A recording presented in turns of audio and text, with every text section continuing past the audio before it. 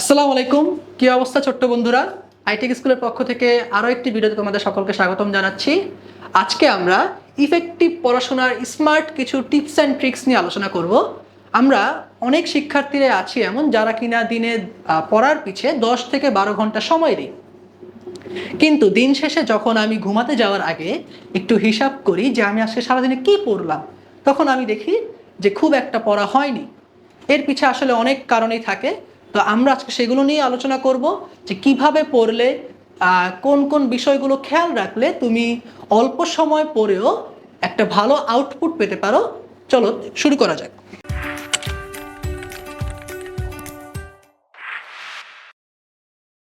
এই ভিডিওটিকে আমরা 3 ভাগে ভাগ করেছি।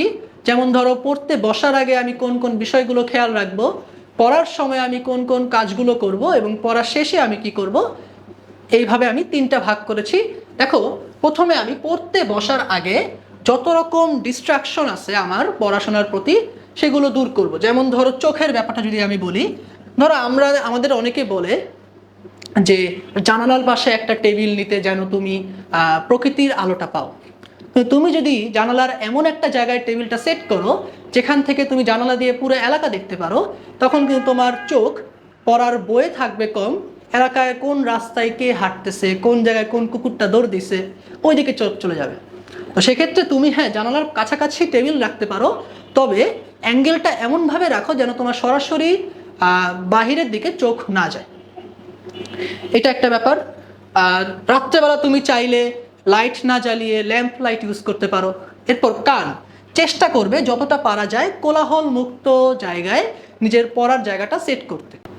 ধরো তোমার ঘরে 3টা রুম আছে, তুমি কি করবে, 3টা রুমের মধ্যে যেখানে তোমার সবচেয়ে কম আওয়াজ হয় সেখানে চেষ্টা করবে তোমার পড়ার টেবিলটা রাখতে, যেন তুমি ওইখানে পড়লে তোমার পড়াশোনার সময় বাইরে থেকে কোনো আওয়াজ তোমার কানে না আসে। এরপর সবচেয়ে বেশি ডিস্ট্রাকশন যেটা, সেটা হচ্ছে মোবাইল, তাই তো? অনেকেই আমাকে মেসেজ করে যে ভাইয়া, মোবাইলের জন্য আমরা পড়তে পারি না, পড়ার সময় আমি একটু মোবাইল টিপি, এই করি সেই করি। হ্যাঁ, আচ্ছা, তো মোবাইলের ব্যাপারটা কি? আমি এখানে যেটা করতে পারি সেটা হচ্ছে, মোবাইলে কিছু অ্যাপস থাকে যেগুলো হচ্ছে তোমাকে নির্দিষ্ট সময়ের জন্য তোমাকে মোবাইল থেকে দূরে রাখতে পারে। যেমন ধরো, আমি বর্তমানে আমার ফোনে কিপ মি আউট একটা অ্যাপ ইউজ করি, যেই অ্যাপে যদি আমি তোমাকে 1 ঘন্টা একটা টাইমার দিয়ে রাখি যে 1 ঘন্টা পর্যন্ত আমি মোবাইলটা ইউজ করতে পারবো না, ওই 1 ঘন্টায় আমি যদি রিস্টার্ট করি, যাই করি না কেন, ফ্ল্যাশ মারলেও মোবাইলটা অন করা পসিবল হয় না, শুধুমাত্র কল আসলে কল ধরা যায়। ঠিক আছে? তো তুমি এই কাজগুলো করতে পারো। আমাদের অনেকেই বলে যে ওয়াইফাই অফ করে দাও, এয়ারপ্লেন মোড অন করো।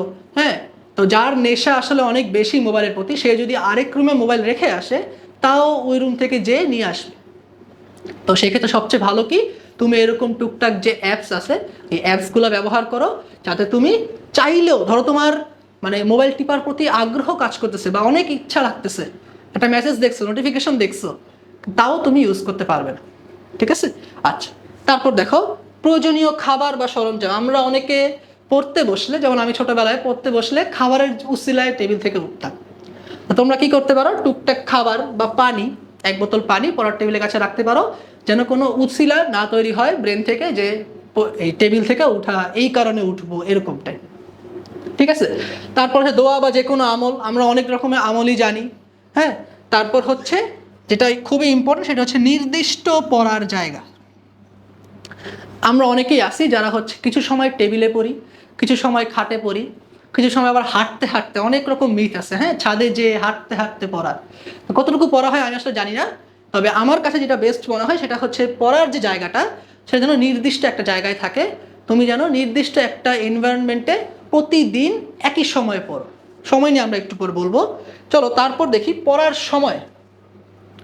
হ্যাঁ, অনেকে আছে যে শুধু পড়ে গাছের পাতা সবুজ, গাছের পাতা সবুজ। তোমরা দেখছো না এরকম, যে একই কথা বারবার, একই লাইন বারবার রিডিং পড়ে, ভাবে যে এতেই বুঝি মুখস্থ হয় বা এতেই বুঝি বেশি মনে থাকে। কিন্তু আসলে এমন না।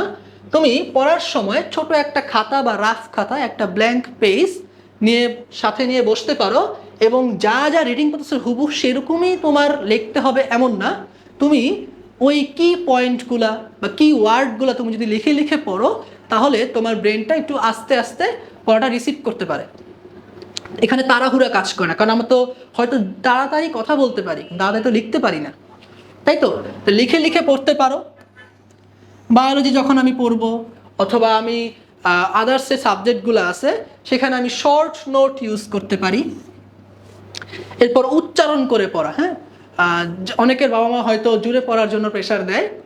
জুড়ে পড়তে একেবারে মানে আমাদের এমনও শুনছি আমরা যে এভাবে জুড়ে পড়তে বলে যেন অপর রুম থেকে পড়াটা শোনা যায়। আচ্ছা, এভাবে না, তুমি উচ্চারণ করে পড়ো, বীর বীর করে আমরা যাকে বলি, তুমি উচ্চারণ করে পড়ো, তোমার পড়া যেন তুমি নিজে শুনতে পাও। এটা কি হলো, তুমি একবার নিজে পড়লা, আবার পড়াটা কানে শুনলা, হয়তো একটু ইফেক্টিভ হবে, চেষ্টা করে দেখতে পারো। তারপর দেখো পোমোডোরো টেকনিক, এটা হচ্ছে খুবই বিখ্যাত। এটা হচ্ছে তোমার, ধরো তুমি একটা ঘন্টাকে 2 ভাগ করলা, হ্যাঁ, ধরো 1 আওয়ার 2 ভাগ করলা 30 মিনিট 30 মিনিট করে।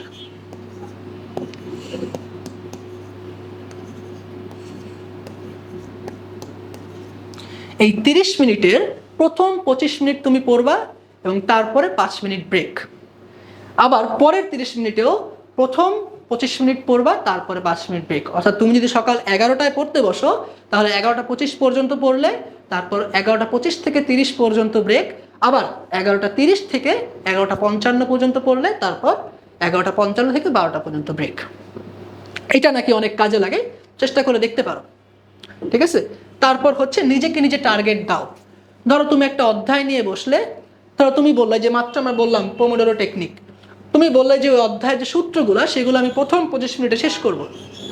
এভাবে নিজেকে একটা টার্গেট দাও, তারপর তুমি পড়াটা শুরু করো, দেখো তুমি টার্গেটটা ফিল আপ করতে পারতেছো কিনা। এখানে আর একটা ব্যাপার অ্যাড করা যায় যে তুমি পড়তে বসার আগে, ধরো তুমি তো নিয়ত করে আসো যে সকাল 8টা বাজে আমি পড়তে বসছি, 12টা বাজে উঠবো, 1টা বাজে উঠবো, তাহলে তুমি নিয়ত করে 4-5 ঘন্টা পড়বা। তো তুমি আগে সেট করো যে এই 4-5 ঘন্টায় তুমি কি পড়বা বা কোন চ্যাপ্টারটা পড়বা, এটা একটা টার্গেট। তারপর ওই 25 মিনিট করে টার্গেট দিয়ে দিয়ে ফিল আপ করে পড়ো। দেন ধরো 4 ঘন্টাকে যদি আমি ভাগ করি 25 মিনিটের মতো বা 30 মিনিটের একটা অংশে ভাগ করি, তাহলে আমার এখানে 8টা ভাগ আসে। তাহলে তুমি যে টার্গেট দিতেছো, তুমি 4 ঘন্টার মধ্যে 8টা টার্গেট দিলা নিজেকে। এখন একবার টার্গেট ফিল আপ করতে পারলে একটা টিক দাও। এভাবে তুমি দেখো যে 8টা টার্গেটের মধ্যে তুমি কি 6টা বা 7টা টার্গেট ফিল আপ করতে পারতেছো কিনা। এভাবে তুমি নিজের প্রোগ্রেসটা নিজেই জানতে পারতেছো। তোমার অন্য কারোর উপর নির্ভরশীল হওয়া লাগতেছে না যে ভাইয়া একটু দেখে দেন আমি ঠিক মতো পড়তেছি কিনা, আপু একটু দেখে দেন, আপু একটু সামনে বসে থাকেন, হ্যাঁ, এগুলো বলা লাগবে, ঠিক আছে? আচ্ছা, তো পড়তে বসার সময় আমি বা পড়ার সময় আমি এগুলো করবো। এরপর পড়া শেষে ধরো তুমি একটা কিছু পড়লা, হ্যাঁ, পড়ার পর তুমি পারছো কিনা বা তোমার পড়াটা মাথায় মুখস্থ হয়েছে কিনা সেজন্য তুমি নিজেকে নিজে পড়া দিতে পারো। যেমন ধরো একটা কিছু পড়লাম, বইটা খুলে বইটা অফ করলাম, এবার আমি একটু নিজেদের চোখ বন্ধ করে দেখি যে আমি সেটা যা পড়লাম সেটা আমি বলতে পারতেছি কিনা নিজে নিজে, এভাবে করতে পারো। আবার তোমার যদি সেটা বলতে পারো তাহলে তুমি নিজেকে রিওয়ার্ড দিতে পারো, ছোট একটা চকলেট, ছোট একটা চিপস, বা ধরো কারো যদি ভাজা পোড়া খাইতে মন চায়, হ্যাঁ আমি 4 ঘন্টা ঠিক মতো পড়লাম, তাহলে আমি সন্ধ্যার পর যে এটা সেটা খাবো, ঠিক আছে? জাঙ্ক ফুড না খাওয়াই ভালো, যত কম খাওয়া যায়। তারপর রিভিশন, দিনের শেষে সারাদিনে যা পড়লা সেটা নিয়ে তুমি চাইলে একটা রিভিশন দিতে পারো। চাইলে না, দিতে হবেই। তোমার রিভিশন না দিলে তোমার পড়াটা কি মাথায় থাকবে না। সকালবেলা যেটা পড়ছো তুমি একটু রিভিশন দেওয়ার সময় দেখবা 10টার মধ্যে 8টা তুমি ভুলে গেছো, ঠিক আছে? তো সকালে বিকালে সন্ধ্যায় যা পড়বা রাতে সেগুলো একটু রিভিশন দিয়ে দেন ঘুমাবা, ঠিক আছে? আর অন্যকে শেখানোর চেষ্টা করো। আমি নিজে টিচার হওয়ার পর দেখতে পারছি যখন আমি অন্যকে একটা কিছু শিখাই সেটা আমার মাথায় অনেক ভালো সেট হয়ে যায়। আমি যখন নতুন ছিলাম তখন একটা চ্যাপ্টার পড়ানোর জন্য একবারই পড়ছি, এরপর ওই চ্যাপ্টারটা আগামী গত 2 বছর ধরে বা 3 বছর ধরে আমার পড়ানোর জন্য আবার প্রিপারেশন নেওয়া লাগে না। ওই একবার পড়ানোর পরেই আমার মাথায় সেটা ঢুকে গেছে। তো তোমরা চাইলে নিজের বন্ধুকে বা নিজের ছোটো ভাইকে তোমরা ওই টপিকটা বুঝাইতে পারবা। যদি এমন কোনো কঠিন টপিক থাকে যেটা তুমি আসলে কোনোভাবেই পড়ে পাচ্ছ, তখন অনেক কষ্ট করে একটু শিখে তোমরা চেষ্টা করো কাউকে বোঝানোর। এতে তোমার লং টার্ম মেমোরিতে সেই পড়াটা চলে যাবে। কারণ আমরা যখন কাউকে পড়াই তখন আমরা সেটা খুব ভালো করে শিখি। অনেক মানিজ্যতার ব্যাপার স্যাপার থাকে। ধরো আমি একটা বন্ধুকে বললাম আরে আমি সেটা পারি, আসো শিখাই, দেন পরে দিকে দেখলাম যে পারি না, একটা মানিজ্যতার ব্যাপার স্যাপার থাকে। তো এই মানিজ্যতা রক্ষার জন্য আমরা সেটার প্রতি অনেক ভালো করে প্রিপারেশন নিই। ঠিক আছে? তো নিজেকে নিজের পড়া যাচাই করো এবং অন্যকে শেখানোর চেষ্টা করো। আর যদি সেটা সম্ভব না হয় তাহলে হচ্ছে আয়নার সামনে যে একটু বলতে পারো, আয়নার সামনে যে পড়ানোর একটা অভিনয় করতে পারো, দেখো যেটা কাজে হয়। ঠিক আছে? তো এই পর্যন্তই ছিল আমাদের আজকের ভিডিও। সবাইকে আইটি স্কুলের পক্ষ থেকে থ্যাংক ইউ। আর আরেকটা ব্যাপার হচ্ছে, আমাকে অনেকেই প্রশ্ন করো যে ভাইয়া দিনে পড়লে ভালো, মানে সকাল সকাল পড়লে ভালো নাকি রাত্রেবেলা পড়লে ভালো? হ্যাঁ, আচ্ছা, আমি যেটা আইডিয়াল মনে করি সেটা হচ্ছে তোমার সকালবেলা। আমি নিজে পড়ছি সকালবেলা 5টা-6টা বাজে উঠে, হ্যাঁ 5টা-6টা বাজে সকালবেলা উঠে হচ্ছে বেলা পর্যন্ত পড়ছি। বাকি দিন যখন আমার কি পরীক্ষার আগ পর্যন্ত না, পরীক্ষা আগে ছাড়া নর্মাল যেই সাধারণ দিনগুলোতে আমি এই টাইমটায় পড়তাম। এই টাইম থেকে আমি হচ্ছে তোমার 11টা থেকে 12টা পর্যন্ত পড়তাম। ঠিক আছে? আর বাকি সারাদিন ভণ্ডামি করতাম। ঠিক আছে? তো তোমরা সকালবেলা পড়লে কি হয়, পড়া একটু বেশি কাজে লাগে। এটা আমি আমার নিজের সাথে হয়েছে, আমি নিজে দেখতে পারছি। রাতের বেলার 4 ঘন্টা সকালের 1 ঘন্টার সমান। হ্যাঁ, অনেকে আসো যারা রাতে পড়তে পড়তে অভ্যস্ত। আমাদের এই সমাজে বর্তমানে আমি তো দেখছি টুকটাক রাতে পড়াটাকে কুল মনে করা হয়। হ্যাঁ, যে যে রাতে পড়ে সে অনেক স্মার্ট, ও রাত জেগে পড়ে। কিন্তু রাতে জেগে পড়লে আসলে সকালে পড়লেও পড়া হয়, রাতে পড়লেও তো পড়াই হয়। তাহলে এক্সট্রাটা কি হয়, ওই চোখের নিচে একটু কালি হয়, চেহারা ভস্কায় যায়। হ্যাঁ, তো সবকিছু মিলে আমি মনে করি সকালবেলাটা ভালো। মাদ্রাসার সাথে তো দেখবা ওরা সকাল 3টা বাজে উঠে দেন পড়াশোনা করে, সকাল 11টা বাজে আবার ঘুমায়, দেন ঘুম থেকে উঠে জোহর নামাজ পড়ে। তো ওদেরকে ফলো করলেও কিন্তু খারাপ না। আমি কিন্তু এরকম করতাম যে সকালবেলা উঠলে দেন হচ্ছে জোহর নামাজের আগে আরেকবার ঘুমাইতাম, কারণ একটু ঘুম ঘুম ভাব থাকতো। ঠিক আছে? তো সকালবেলা উঠাটা আমার আমার নিজের সাজেশন হচ্ছে তুমি সকালবেলা উঠে পড়ো। তোমার যদি এই সকালবেলা কিভাবে উঠবো বা সকালবেলা উঠার জন্য ভাই আগের রাতে করণীয় কি, সকালবেলা উঠার পর যদি আমার ঘুম ঘুম ভাব পায়, সেই ঘুম ঘুম ভাব আমি কিভাবে দূর করব, এটা নিয়ে একটা ভিডিও লাগে, তাহলে আমাদের কমেন্টসে জানাতে পারো।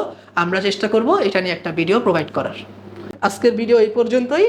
দেখা হচ্ছে পরবর্তী কোনো ভিডিওতে, পরবর্তী কোনো গাইডলাইন সামনে নিয়ে। ভালো থাকো সবাই।